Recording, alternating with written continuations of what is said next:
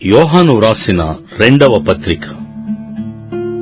పెద్దనైన నేను ఏర్పరచబడినదైన అమ్మగారికిని ఆమె పిల్లలకును శుభమని చెప్పి వ్రాయునది.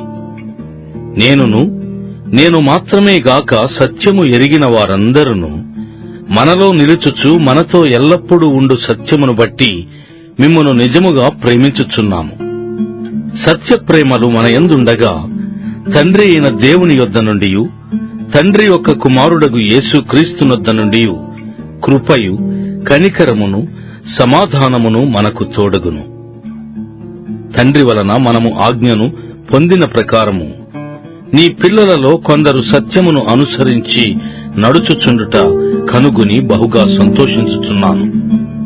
కాగా అమ్మా, క్రొత్త ఆజ్ఞ నీకు రాసినట్టు కాదుగాని మొదటి నుండి మనకు కలిగిన ఆజ్ఞనే వ్రాయుచు మనము ఒకరినొకరము ప్రేమింపవలెనని నిన్ను వేడుకొనుచున్నాము.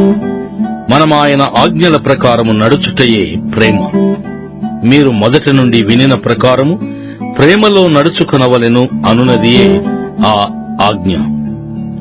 యేసు క్రీస్తు శరీరధారి అయి వచ్చెనని ఒప్పుకొనని వంచకులు అనేకులు లోకములో బయలుదేరియున్నారు.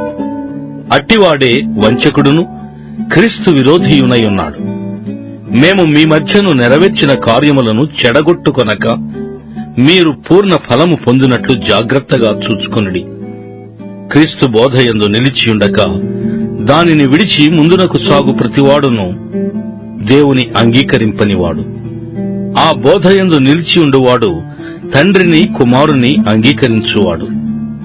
ఎవడైనను ఈ బోధను తేక మీ యొద్దకు వచ్చిన యెడల వానిని మీ ఇంట చేర్చుకొనవద్దు. శుభమని వానితో చెప్పనూవద్దు. శుభమని వానితో చెప్పువాడు వాని దుష్టక్రియలలో పాలివాడగును.